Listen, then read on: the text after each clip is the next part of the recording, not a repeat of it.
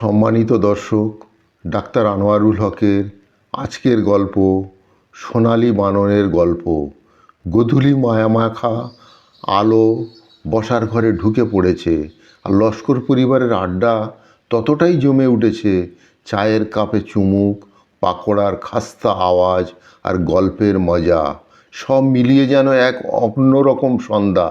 অনিক, আঁখি আর ছোট্ট ইরাগের চোখে মুখে কৌতূহল, তাদের বাবা মা আর মজার গল্পের ভাণ্ডার মা মনির আড্ডার কেন্দ্রে। আঁখি বলল, আজ এমন একটা প্রাণীর গল্প বলো যেটা খুব বিরল আর সুন্দর। মা মনি চায়ের কাপে চুমুক দিয়ে বলল, আজ বলি সোনালি গল্পের কথা। মা শুরু করলেন, সোনালি বানর, যাকে আমরা গোল্ডেন ল্যাঙ্গুর বলি, এটি পৃথিবীর এক বিরলতম প্রাণী। এর বাড়ি আমাদের দেশের আসাম আর ভুটানের কিছু এলাকায়। সোনার মতো ঝলমলে লোম দিয়ে ঢাকা এই বানর দেখতে অপূর্ব। ইরাক বলল, এদের সোনালি রং কোথা থেকে আসে?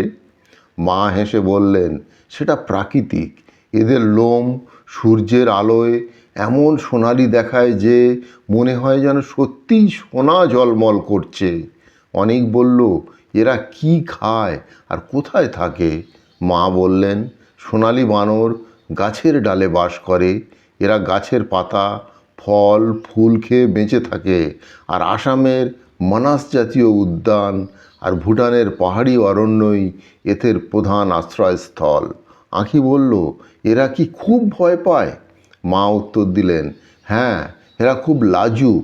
মানুষের উপস্থিতি টের পেলেই দ্রুত লুকিয়ে যায়, আর এর কারণেই এদের দেখা পাওয়া অনেক কঠিন হয়ে পড়ে।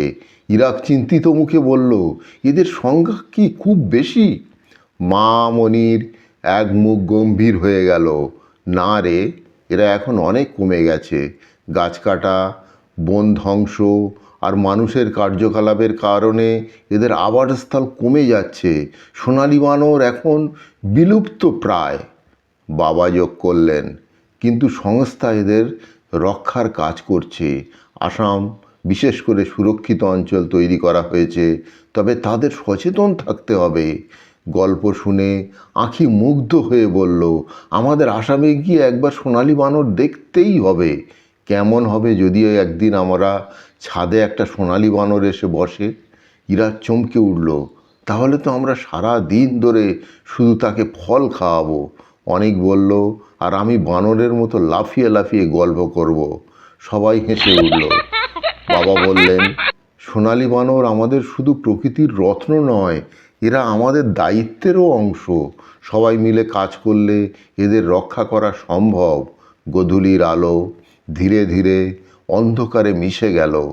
লস্কর পরিবারের ঘর জুড়ে গেল সোনালি আলো, বানরের গল্প, চায়ের কাপ আর পাকোড়ার শব্দ, যা প্রকৃতি আর জীববৈচিত্র্যের প্রতি তাদের ভালোবাসা আরও বাড়িয়ে দিল।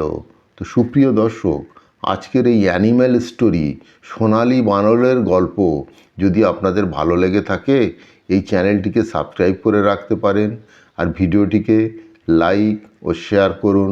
ভালো থাকুন, সুস্থ থাকুন।